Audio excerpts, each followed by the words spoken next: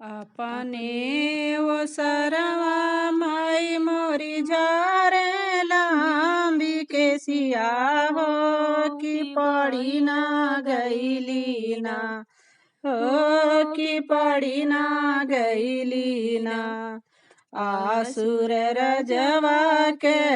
नजरिया हो कि पड़ी ना गईली ना आसुर रजवा के नजरिया हो कि पड़ी ना गईली ना चिठिया पचिठी लिखी भेजे आसुर रजवा हो कि करब हमना सातो बहिना से विवाहवा हो कि करब हमना चिठिया पढ़त माई मोरी माने मुस्कैली हो कि कैला आसुरना सातो बहिना से विवाहवा हो कि कैला आसुरना के सब हाथी साजू के सब घोड़ा हो कि भैया ना साजू आसुरन दुल्हवा हो कि भैया ना नव सब हाथी साजू नव सब घोड़ा हो कि पाँच भैया ना साजू आसुरन दुल्हवा हो कि पाँच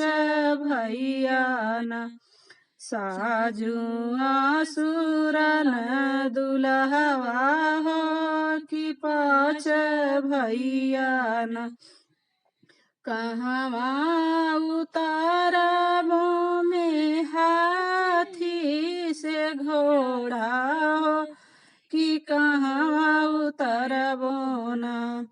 आपन आसुरन दुल्हवा हो कि कहवा उतारबो न बगिया उतारबो में हाथी से घोड़ा हो कि दुआरे उतरबो न आपन आसुरन दुल्हवा हो कि दुआरे उतरबो न सबके ही मारी माई जी कैली सत्यानसवा हो कि आसुर मारी न हो कि आसुर मारी न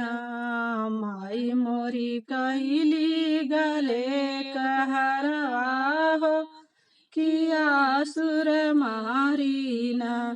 अपने वो सरवा माई मोरी माजी अपने वो सरवा माई मोरी झार लांबी के सिया कि पड़ी ना गईली ना आसुर रजवा के नजरिया हो कि पड़ी ना गईली ना। हमारे चैनल को लाइक सब्सक्राइब करें।